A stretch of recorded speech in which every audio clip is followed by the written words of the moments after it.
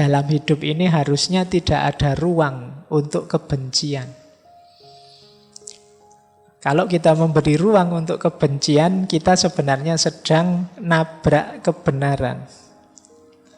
Karena betapapun yang terjadi, yang kelihatan, yang ada, itu kan sebenarnya kalau memang benar terjadi, berarti ketetapannya Allah.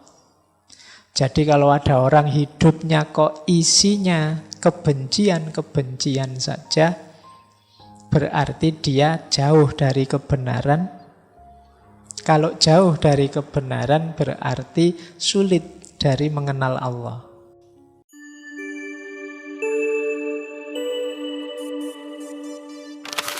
Assalamualaikum warahmatullahi wabarakatuh. Malam hari ini kita bisa melanjutkan lagi ngaji filsafat kita. Malam hari ini kita ada di tema persahabatan sesi terakhir untuk bulan ini. Kita ketemu beliau Maulana Jalaluddin Rumi. Nah, tema kita malam hari ini cinta, sebutlah mudahnya cinta sesama. Bagaimana kita mencintai manusia yang lain, berteman, bersahabat dengan sesama. Banyak orang bilang para sufi itu adalah orang-orang yang antisosial. Hidupnya menjauh dari keramaian, uzlah, dan lain sebagainya. Ya, mungkin untuk mudahnya dipahami, kalau ada para salik, para sufi yang menjauh dari keramaian, biasanya itu dalam rangka tazkiyatun nafas, membersihkan diri di fase takhalli, atau mungkin dalam rangka menjaga diri agar tidak terkotoli atau terlibat dalam hal-hal yang tidak penting. Mereka fokus dalam perjalanannya menuju Allah. Nah, biasanya orang di fase takholli, tazkiyah, pembersihan diri ini nanti kalau sudah tuntas pembersihan dirinya, sudah siap mentalnya, sudah bersih, kemudian kembali lagi ke tengah masyarakat. Makanya sufi itu ya banyak yang aktivis, banyak yang pejuang, banyak yang jadi penuntun di tengah masyarakatnya. Nah, ya termasuk beliau, Jalaluddin Rumi. Kalau beliau tidak sayang kita, mungkin ya tidak akan ada puisi-puisi, kitab-kitab, naskah-naskah yang ditulis, yang penting untuk kita rujuk, seperti malam hari ini. Nah, saya awali dari quotes ini. Selama kita tidak belajar mencintai makhluk Allah, kita tidak akan bisa mencintai kebenaran dan kita tidak akan mengenal Allah. Wow, ini kalau mengikuti syair-syairnya Maulana Rumi ini, satu kalimat ini saja itu bisa dijelaskan sampai nanti jam 10. Ya.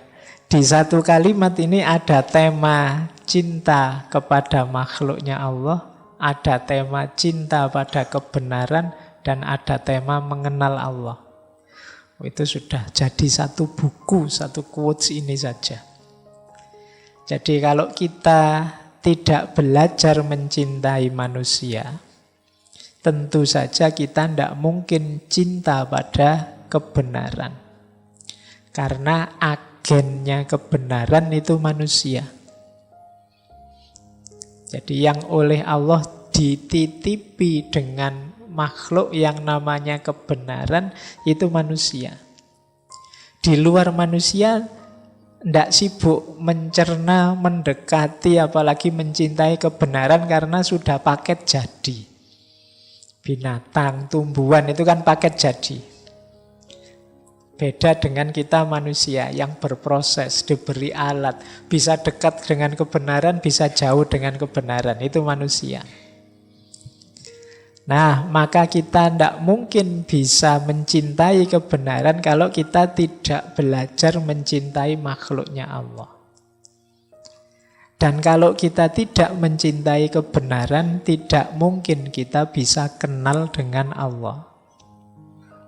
Jadi kalau ada orang hidupnya kok isinya kebencian-kebencian saja, berarti dia jauh dari kebenaran. Kalau jauh dari kebenaran berarti sulit dari mengenal Allah. Nah, ini kalimatnya Maulana Rumi. Berarti apa? Ya mari hidup ini dikembangkan dengan jalan mencintai makhluknya Allah apa saja. Jangankan yang manusia, yang bukan manusia pun ya hendaknya kita cintai dalam konteks mereka juga makhluknya Allah. Kalau kita kan sering dalam hidup ini kadang-kadang ambisi dan kebencian kita lebih besar daripada cinta kita. Pak, kalau ada kejahatan, kalau ada keburukan, kalau ada apalah kemaksiatan dan lain sebagainya, apa harus kita cintai, Pak? Iya. Tapi yang dicintai bukan kok, Pak, saya cinta kejahatannya. Jadi orang baik, orang buruk kita cintai, cara kita mengekspresikan cinta tentu saja beda pada orang baik dan pada orang buruk. Kalau pada orang baik kita dukung, kalau pada orang buruk kita tuntun, kita nasihati. Kan begitu. Kita karena peduli pada orang yang kita cintai, kalau dia melakukan keburukan, ya kita dekati, kita nasihati. Jadi dalam hidup ini harusnya tidak ada ruang untuk kebencian. Kalau kita memberi ruang untuk kebencian, kita sebenarnya sedang nabrak kebenaran. Karena betapapun yang terjadi, yang kelihatan, yang ada, itu kan sebenarnya kalau memang benar terjadi berarti ketetapannya Allah. Kalau itu ketetapannya Allah, kita membenci fenomena, kita membenci fakta, kita membenci kenyataan, itu kalau pakai kalimatnya bahasa Indonesia kan berarti sama dengan membenci ketetapannya Allah. Jadi mari kita cintai apa saja, tentu saja dengan cara mencintai yang tidak seragam dan tidak sama.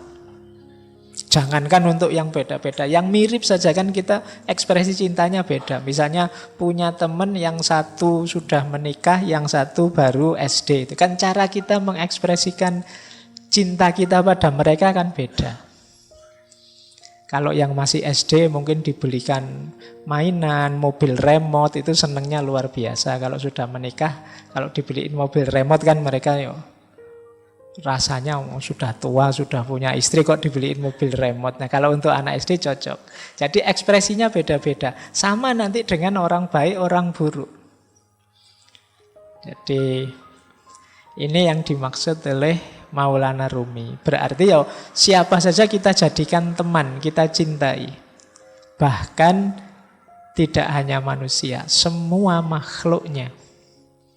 Kalau kemarin kita belajar etika lingkungan itu, keluarga kita kan tidak hanya yang manusia, bahkan tidak hanya makhluk hidup. Makhluk tidak hidup pun yang jenisnya abiotik juga harus kita cintai.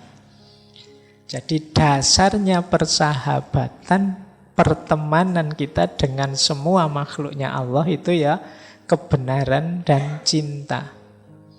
Yang kebenaran dan cinta itu muaranya nanti adalah pengenalan kita pada Allah. Jadi persahabatan kita nanti hakikatnya adalah jalan kita untuk lebih dekat mengenal Allah. Baik, ini dari kalimat slide pertama ini rasanya sudah dalam. Ini nanti malam hari ini nuansanya agak berbeda dengan uraian tentang persahabatan di 3 atau 4 tema sebelumnya. Kita lanjut. Nah, Ada satu syair yang terkenal sekali dari Maulana Rumi yang itu saya pecah-pecah. Bagi saya inilah simbol ekspresi pola gaya seorang yang mencintai. Jadi ada 7 nasihat yang terkenal dari Maulana Rumi yang ini pakai simbol-simbol alam semesta. Ya karena beliau mengembangkan paradigma cinta, berarti sebenarnya ini profilnya orang yang mencintai. Yang pertama apa? Orang yang mencintai itu dermawan dan suka menolong. Kata Maulana Rumi, dalam kedermawanan dan menolong, jadilah seperti sungai. Sungai itu kan banyak memberi apa saja pada masyarakat di sekitarnya.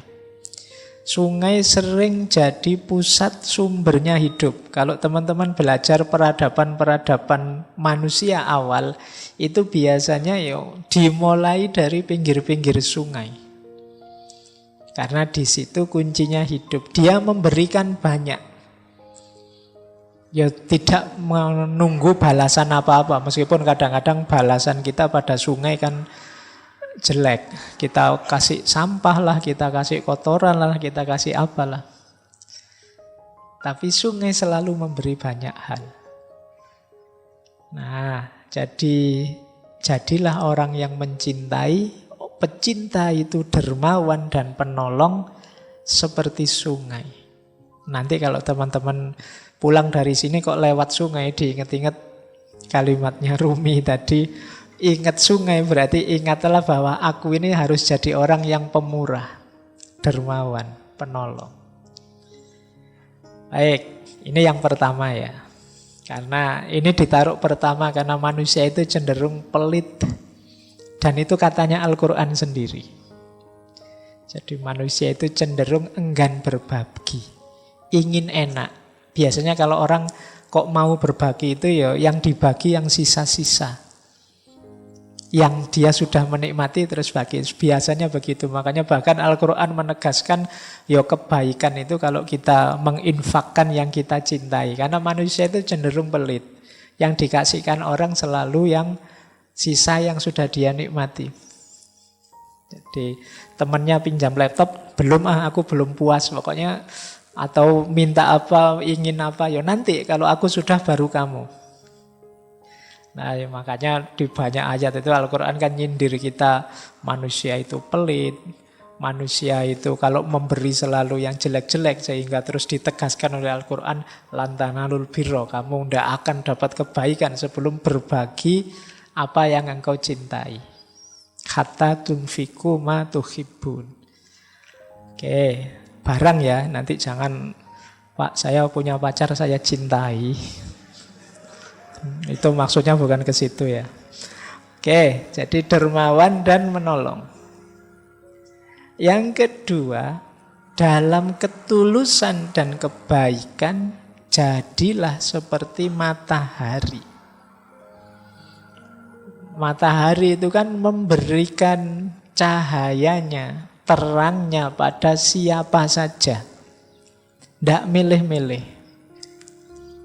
Di mana saja siapapun diberi. Orang tulus itu begitu. Kalau tulus kok milih-milih itu biasanya bukan tulus tapi pamrih. Pak saya ikhlas Pak memberi teman saya yang ini, yang ini. Yang itu kok tidak diberi. Dia sering nyakiti hati saya kok. Berarti ini sebenarnya tidak tulus. Kamu milih kok. Yang menyenangkan kamu beri. Yang tidak menyenangkan tidak kamu beri. Jadilah seperti matahari. Siapapun diberi. Jadi tidak pilih-pilih. Kan matahari itu kan kalau pas panas ya siapa saja dapat kan, tidak milih. Ini anak malas tidak pernah kuliah nggak usah dikasih matahari yang sana, kan tidak begitu. Ya kamu rajin, kamu malas ya diberi sama matahari. Nah, jadi para pecinta itu tulus. Simbolnya ketulusan itu matahari. Jadi selain jadi sungai, ingatlah matahari. Jadi kalau besok pagi jalan-jalan keluar terus kena matahari, sadarilah bahwa aku dalam hidup ini harus tulus. tanpa pamrih. Matahari tidak pernah minta imbalan. Kecuali matahari mall ya, kalau kamu ke sana ya butuh, kamu harus bayar. Baik, jadi pecinta ciri keduanya tulus. Ciri ketiga, pecinta itu memaafkan. Dalam memaafkan, jadilah seperti malam. Malam itu maksudnya gelap, pekat. Sudah tidak ada apa-apa, tidak lihat apa-apa lagi. Jadi kalau kita sudah memaafkan orang, ya sudah. Anggap semuanya sudah tidak kelihatan. Jadi anggap semuanya sudah lenyap. Kayak kalau malam itu kita sudah tidak bisa lihat apa-apa lagi sudah. Nah, tidak boleh ada sisanya apapun. Pekat seperti malam. Kan sering kita itu memaafkan tapi ingin sedikit-sedikit membalas dendam. Sehingga, sekarang saya maafkan tapi titeni saja. Nanti mesti, itu masih ingin. Sebenarnya belum memaafkan. Saya maafkan sih tapi hukuman Allah tidak akan sama saja. Jadi kalau memaafkan seperti malam, sudah gelap kayak kita mau tidur, lampu mati ya sudah tidak lihat apa-apa, tidak ingat apa-apa lagi, terus tidur. Jadi kalau memaafkan seperti malam. Nanti kalau mau tidur malam hari, sadarilah bahwa wah ini malam ya, aku maafkan siapapun yang punya salah tadi pagi, kemarin dan seterusnya. Nah ini yang ketiga. Jadi pecinta itu pemaaf. Yang keempat, dalam kemarahan jadilah seperti mayat. Ya manusia itu yang normal memang kadang-kadang marah, kadang-kadang tidak berkenan terhadap sesuatu. Tapi begitu kamu sadar sedang marah, jadilah seperti mayat. Mayat itu kan sudah tidak ngapa-ngapain lagi sudah. Berarti apa? Kalau sedang marah berhenti. Jadi jangan ngapa-ngapain. Kalau hadis itu kan kalau kita marah saat berdiri duduklah. Kalau saat duduk marah berbaringlah. Kalau berbaring kok marah wudulah. Bukan gulung-gulung muter-muter enggak. Jadi kalau berbaring kok malah wudulah. Sholatlah bila perlu. Jadi jangan memutuskan sesuatu, melakukan sesuatu. Biasanya orang marah itu kalau melakukan sesuatu nanti disesali. Atau pasti tidak bagus. Kalau pas kita sedang marah itu, wah saya ingin melampiaskan marah saya dengan omongan. Omongannya mesti, kan tidak mungkin kalau sedang marah ngomongnya terus halus gitu. Saya ini sedang marah. Jadi kan tidak mungkin begitu. Jadi marah ya marah saja. Boleh enggak saya maki-maki sampean sebentar saja? Kan enggak mungkin begitu ya. 1-2 kata saja ya biar saya lega, boleh ya gitu. Oke, jadi enggak kalau sedang marah, yuk jadi kayak mayat. Jadi yuk diam dulu, enggak usah apa-apa dulu. Nanti kalau tekanan darahnya sudah turun, situasinya sudah longgar, nyaman, itu baru memutuskan sesuatu, melakukan sesuatu. Termasuk pada siapapun yang kita cintai. Jadi kadang-kadang kita tidak cocok, rame, gegeran, marah dengan yang kita cintai. Mungkin saudara kita, anak kita, siapa saja. Yuk, ketika sedang marah, narik diri dulu. Nanti saja ngomongnya, nanti saja melakukan sesuatu. Yang kelima, saat kita sederhana dan rendah hati, jadilah seperti bumi. Jadi pecinta itu sederhana. Sederhana itu maksudnya apa adanya. Tidak dibuat-buat. Jadi, ya inilah aku apa adanya. Inilah levelku, inilah kenyataan diriku. Itu namanya kesederhanaan. Jadi kesederhanaan itu bukan kok dimiskin-miskinkan atau enggak. Biasa saja, sesuai situasimu, sesuai kondisimu. Tidak berlebihan. Nah, kondisi ini kalau di Maulana Rumi, jadilah seperti bumi. Bumi itu kan sangat rendah hati, sangat sederhana, tidak pernah gaya. Di dalam dirinya ada kandungan luar biasa, mungkin kandungan emas, logam, macam-macam, tapi kan bumi tidak pernah sombong, tidak pernah pamer. Dia rendah hati, diinjak-injak. Tiap hari kita mewarnainya dengan angkara murka, dia tetap teguh sebagai dirinya. Itu bumi. Jadi mari belajar dari bumi. Kalau kita jalan di atas bumi, sadarilah kasihan sekali ya bumi ini. Kita warnai dia dengan macam-macam.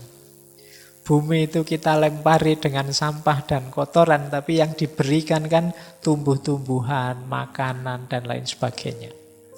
Nah, jadi orang yang sederhana dan rendah hati.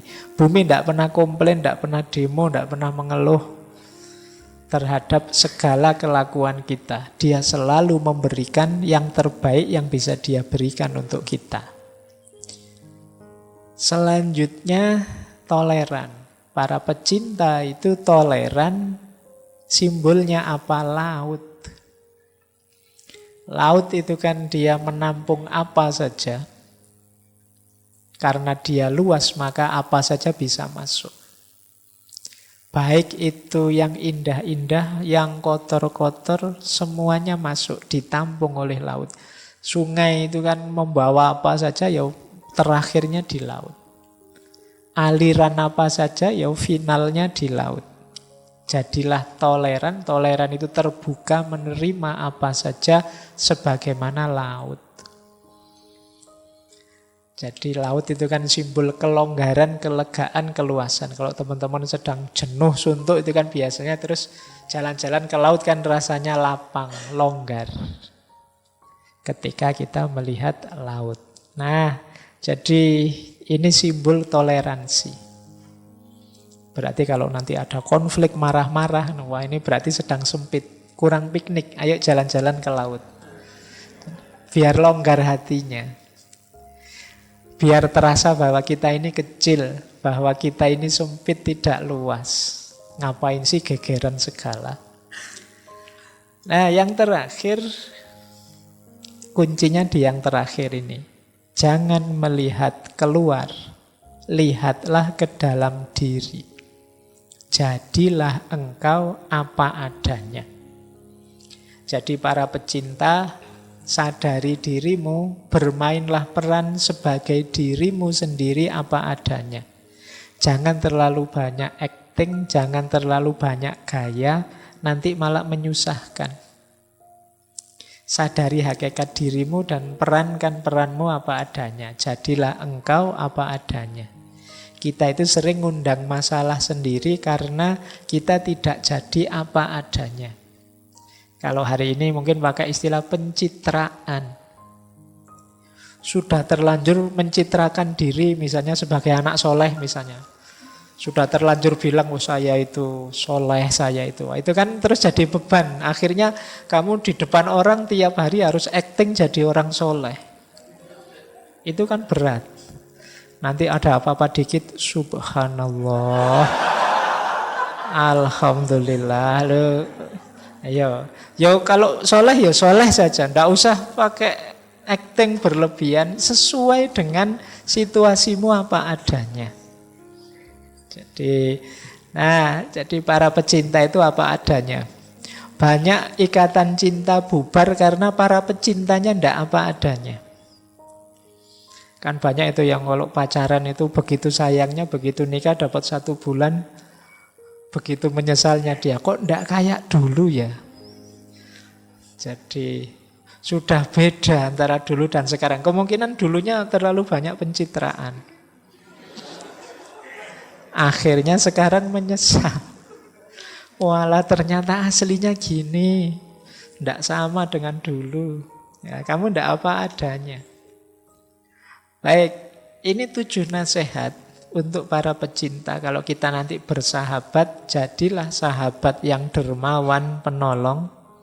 Sahabat yang baik dan tulus, yang mudah memaafkan, yang kalau marah tidak melakukan sesuatu yang nantinya disekali, yang sederhana, rendah hati, toleran dan apa adanya. Kalau ada teman karakternya begini akan menyenangkan.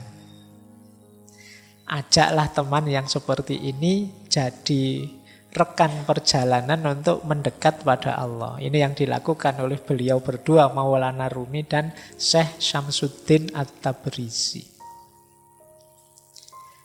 Baik, kita mulai.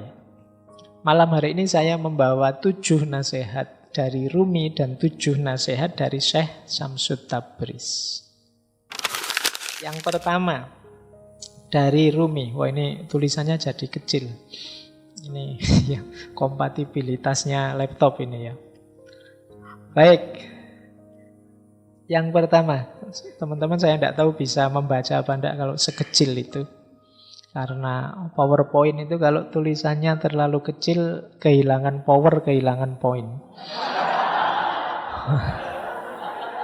Iya, cilik-cilik macane susah.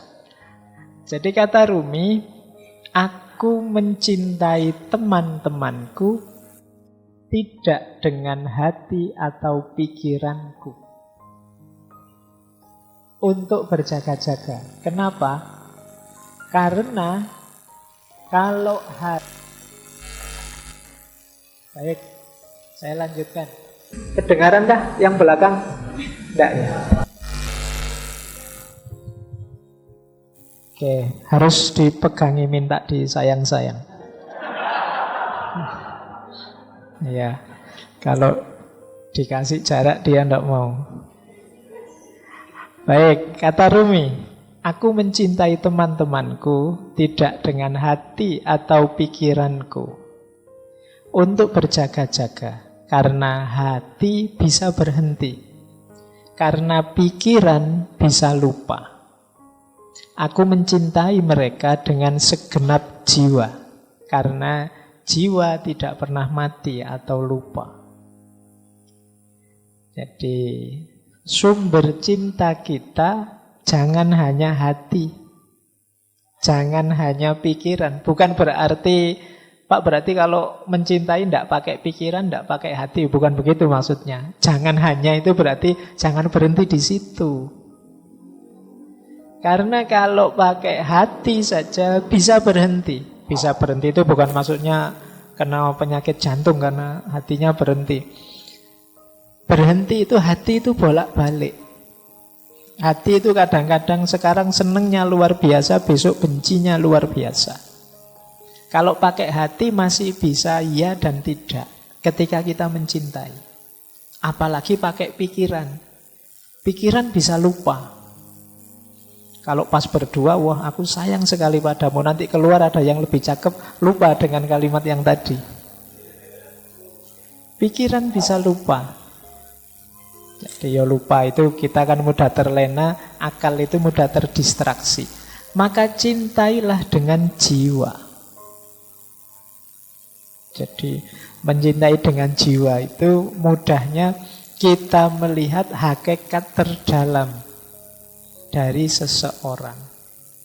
Manusia itu siapapun dia, di level terdalamnya, di situ ada ruhnya Allah.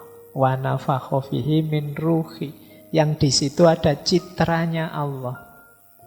Jadi pertemuannya tidak hanya pertemuan dua akal, tidak hanya pertemuan dua hati, tapi juga pertemuan dua jiwa. Makanya dalam bahasa Inggris istilahnya soulmate. Belahan jiwa, tidak sekedar belahan hati. Apalagi belahan pikiran. Tidak. Jadi jiwaku yang kalau dasarnya jiwa mesti bersatu terus, mesti nyambung terus. Karena di level jiwa kita satu. Di level pikiran kita bisa beda-beda, wong pikiran itu macam-macam. Hati juga bisa beda-beda, passion, selera bisa beda-beda. Apalagi level fisik. Tapi begitu kita masuk di level jiwa, itu kita pasti hakikatnya satu. Di level ruh itu kita satu jenis, sama semua. Meskipun banyak orang yang mengabaikan sisi dalam rohaninya, sehingga kelakuannya hanya didasarkan pada yang fisik-fisik. Maka mari mencintai apapun dan siapapun tadi di level terdalamnya. Jadi kalau sudah level terdalam itu seragam, sama. Kalau fisik itu bisa beda-beda, ada cakep, ada jelek dan lain sebagainya.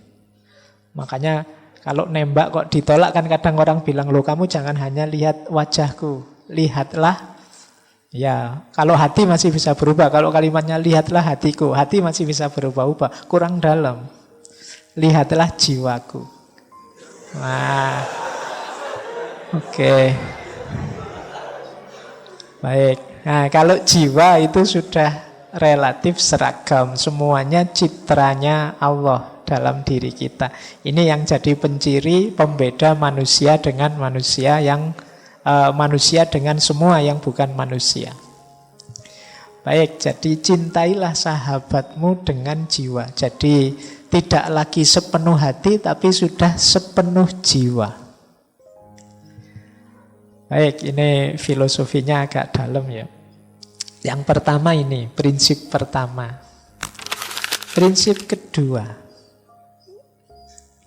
Ini dari salah satu syairnya Maulana Rumi. Temukanlah seorang teman yang mau memaklumimu dengan kesabaran. Seperti menguji esensi dari dupa yang terbaik dengan meletakkannya di perapian. Minumlah semangkok racun yang disuguhkan oleh temanmu saat dipenuhi dengan cinta dan kasih sayang. Melangkahlah ke api menyala seperti Nabi terpilih. Nabi yang melangkah ke tengah api menyala ya Nabi Ibrahim. Rahasia cinta akan mengubah api menyala menjadi taman yang indah. Bertabur bunga-bunga merekah, mawar, tetumbuhan air dan wilau bertebaran dan menaburimu. Seorang teman sejati dapat meliputimu seperti Tuhan di hadapan alam. Yang pertama, temukan seorang teman yang mau memaklumimu dengan kesabaran. Menurut saya ini kuncinya persahabatan bisa langgeng adalah pemakluman. Jadi pemakluman itu sebenarnya hakikatnya adalah kesediaan untuk menerima apapun situasinya. Makanya kan banyak kalau istilah ada apa gitu ada kalimat harap maklum. Harap maklum itu mungkin sesuatu yang tidak menyenangkan tapi mohon dimaklumi. Nah, misalnya ini mikrofonnya agak error ya, harap maklum. Nah, ini mungkin tidak seperti yang diharapkan, tapi tolonglah mengerti. Ini kalau sahabat mesti bisa. Yang sulit untuk memaklumi pasti bukan sahabat. Ya sebenarnya aku harus bayar utang sekarang, tapi kok ya belum ada ya, harap maklum. Nah, ini yang terus-terusan yang jengkeli. Jadi, nah ini kunci persahabatan. Jadi memaklumi dengan kesabaran. Bisa menerima apa adanya kita, apapun situasinya. Yang kedua, sahabat itu tangguh. Tidak mudah luntur, tidak mudah bubar karena ujian, goncangan, cobaan. Seperti dupa yang dilempar di perapian. Jadi untuk menguji dupa itu kan dibakar. Baik tidaknya dupa itu kelihatan saat dibakar. Persahabatan juga begitu. Tangguh tidaknya kelihatan saat ada masalah, saat ada ujian. Jadi ciri kedua itu. Orang yang bersahabat itu biasanya ya tidak masalah. Meskipun seperti apapun engkau memberiku masalah, aku terima. Berarti ini sahabat yang sejati. Bahkan minumlah semangkok racun yang disuguhkan oleh temanmu, meskipun itu racun tapi disuguhkan dengan penuh kasih sayang. Kalau itu sahabat memberimu racun, silahkan diminum racun ini. Aku menyuguhkannya dengan penuh hormat dan kasih sayang. Itu kalau sahabat diminum. Jadi maksudnya itu ya mungkin teman kita ini membawa masalah saja, membawa problem saja. Aduh, sejak berteman denganmu bangkrut aku misalnya. Sejak dekat denganmu kacau hidupku. Tapi kalau memang sahabat sejati tidak masalah. Wong sudah ikrar, kita deklarasi susah senang bersama. Meskipun harus minum semangkok racun, tidak masalah. Jadi Maulana Rumi itu ya sering mengalami hal-hal pahit berdua sama Syekh Syamsul Tabriz. Bahkan Syekh Syamsul Tabriz sampai pernah diusir, sampai pernah menghilang. Karena murid-muridnya tidak suka dengan Syekh Syamsul Tabriz yang sangat dekat dengan Rumi. Iri dia, kok bisa dekat terus dengan guru murid-muridnya Maulana Rumi. Akhirnya Syekh Syamsul Tabriz kabarnya diusir. Bahkan ada yang punya riwayat akhir hidupnya pun ada yang bilang Syekh Syamsul Tabriz ini dibunuh. Di beberapa versi ada bilang begitu. Jadi ini ujian persahabatan. Sampai Maulana Rumi sampai lahir tarian yang sangat terkenal, Darwis berputar, itu kan saking rindunya berpisah dengan Syekh Syamsul Tabriz. Baik, jadi ini semacam sahabat yang membawa kepahitan. Tapi kalau memang sahabat, ya kepahitan akan semakin mempererat persahabatan. Nah, justru kesulitan dalam persahabatan akan mendatangkan kebahagiaan. Seperti hidup di taman yang indah, meskipun di tengah api. Nabi Ibrahim mantap sekali melangkah ke tengah api karena dia yakin dengan cintanya kepada Allah. Akhirnya api menjadi taman yang indah. Ini kemantapan level Nabi ya. Tidak bisa ditiru.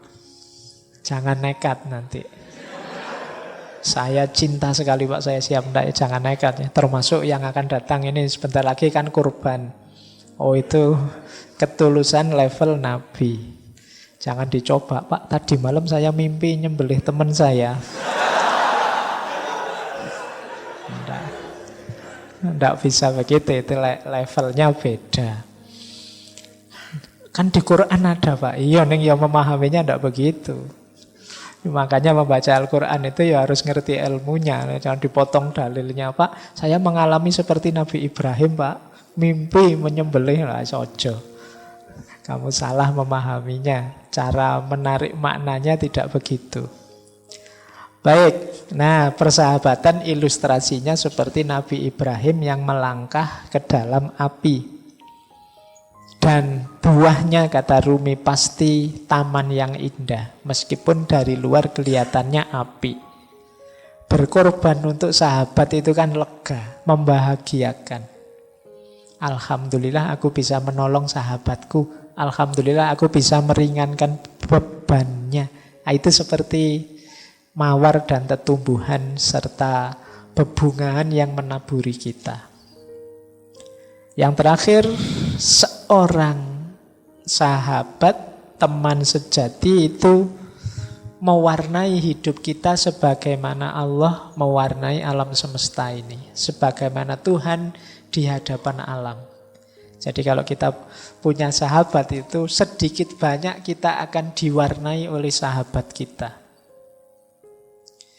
Gaya kita ngomong, gaya kita berekspresi, mungkin diksi-diksi pilihan hidup itu pasti banyak diwarnai oleh teman dan sahabat ini. Baik, jadi dari 4 bait dari syair ini ada beberapa makna persahabatan.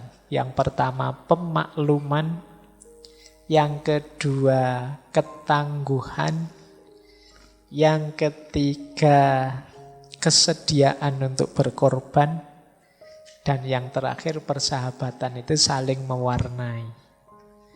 Nah, ini nasihat Maulana Jalaluddin Rumi yang berhubungan dengan persahabatan. Yang ketiga, ini tadi saya bilang ya, ini saya potong-potong dari Fihi Mafihi, Diwanus Syamsul Tabriz, Masnawi, yang menurut saya ada hubungannya dengan persahabatan. Nah, ini kalimat ini bagus. Tidak ada kerahiban dalam Islam yang ada kebersamaan dan kasih sayang. Nabi Shallallahu Alaihi Wasallam selalu bertindak atas dasar kepentingan bersama. Karena pertemuan para ruh memiliki pengaruh yang besar dan penting. Sedangkan kesendirian dan mementingkan diri sendiri tidak ada manfaatnya.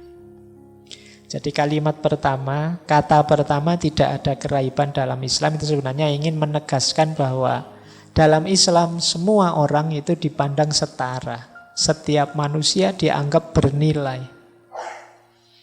Jadi tidak boleh level. Manusia itu tidak boleh ada yang diposisikan level. Ini manusia posisi tinggi, ini manusia posisi rendah. Karena satu-satunya di atas makhluk itu Khalik. Kalau ada makhluk yang kita posisikan di atas makhluk, itu berarti ada makhluk yang posisinya setara dengan Khalik. Kalau dalam Islam ini namanya musyrik. Maka iya, para ulama penting, guru-guru kita penting, tapi dia tidak di atas kita. Hanya memang fungsi dan peran serta jasa mereka besar. Jadi itu yang dimaksud tidak ada kerahiban. Tidak ada yang posisinya hierarkis, yang ada semua setara. Maka dalam kesetaraan itu relasi paling ideal adalah kebersamaan dan kasih sayang. Makanya Nabi itu orang-orang dekatnya tidak disebut muridnya atau anak buahnya, tidak, tapi sebutannya sahabat. Jadi ini untuk menegaskan kesetaraan. Kalau sahabat setara, kalau setara roh dan roh bisa bertemu. Jangan merasa enak kalian lebih tinggi dari yang lain. Misalnya merasa, Pak saya lebih penting kok Pak, Pak saya lebih hebat kok Pak. Itu berarti kalian memposisikan diri lebih tinggi dari yang lain. Kalau kalian posisikan diri lebih tinggi seperti itu, kalian akan sendiri dan kesepian. Ruhmu tidak punya teman. Jiwamu tidak punya pasangan. Jadi relasi ideal itu relasi kebersamaan dan kasih sayang. Kalau ada kepentingan, ya kepentingan bersama, bukan kepentingan sendiri yang egois. Jadi dasarnya pertemanan itu ya pertemuan antara dua jiwa. Dua jiwa mungkin bertemu kalau itu sejajar, setara. Kalau kita dekat gini kan bisa langsung ketemu kan gitu. Tapi kalau ke atas berat. Sulit kita ketemu kalau ranking. Kalau teman-teman misalnya menganggap saya, Pak Faiz lebih tinggi dari saya, itu kan mendekat saja mungkin agak gimana, wah, karena tidak setara. Tapi kalau kita setara, lebih mudah bergaul, lebih mudah berkomunikasi. Makanya coba teman-teman membaca sirah itu, riwayatnya Rasulullah itu, dengan para sahabat kan sangat akrab, dekat. Karena positioningnya setara. Banyak momen, banyak peristiwa baik yang serius maupun yang menggambarkan keakraban, suasana kemanusiaan banyak. Kenapa? Positioningnya setara. Baik, jadi ini rahasia persahabatan. Jadi yang ada adalah kebersamaan, kasih sayang, dan kesetaraan. Kok di antara sahabat merasa level? Yo, dia sahabat saya sih Pak, tapi saya lebih tinggi Pak. Dia selalu nyontek, saya yang diconteki terus misalnya. Kalau ada level begitu, dua jiwa tidak akan bertemu. Saya yang neraktir terus Pak, dia yang minta ditraktir. Berarti saya lebih tinggi, dia sebenarnya anak buah saya hitungannya misalnya. Ini tidak mungkin persahabatan, tidak mungkin dua jiwa bisa bertemu. Maka kuncinya persahabatan, pertemuan dua jiwa. Baik, ini petunjuk yang ketiga. Posisikan diri kita setara di hadapan sahabat-sahabat kita. Jangan merasa lebih tinggi, jangan merasa lebih jago, jangan merasa lebih benar, dan lain sebagainya. Baik, saya lanjut. Yang keempat, berbuat baiklah kepada orang demi Tuhan dan kedamaian hatimu sendiri. Agar selalu engkau lihat apa-apa yang suci. Dan agar engkau bisa menyelamatkan hatimu dari gelapnya kebencian.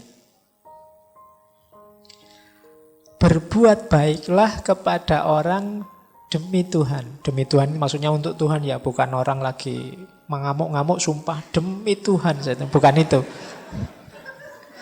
Jadi demi Tuhan itu ayo nawaitunya untuk Tuhan dan kedamaian hati. Mesti nanti hati kita damai. Kalau dalam Islam ada konsep fillah dan lillah. Fillah itu kita bersahabat di dalam Allah. Di dalam Allah itu dalam memang aktivitas yang secara formal, resmi, ini aktivitas yang mendekatkan kita pada Allah. Ya mudahnya fillah itu ya dalam ibadah-ibadah. Kita bersama-sama sholat jamaah, itu namanya kebersamaan fillah. Jadi di dalam Allah. Nanti ada lillah. Lillah itu aktivitas apapun. Mungkin bukan ibadah yang formal, yang mahdo, yang seperti sholat, zakat, dan lain sebagainya. Mungkin sekedar bersama-sama melakukan aktivitas apa, belajar bersama, atau santai bersama, dan lain sebagainya. Tapi nawaitunya lillah, untuk Allah. Misalnya, yuk makan bareng yuk biar kita sama-sama sehat, sama-sama kuat, biar bisa ibadahnya tambah mantep. Nah ini aktivitas biasa, cuma makan, wong makan bareng, tapi terus jadi lillah. Karena Allah, nilainya ibadah. Ini juga demi Tuhan namanya.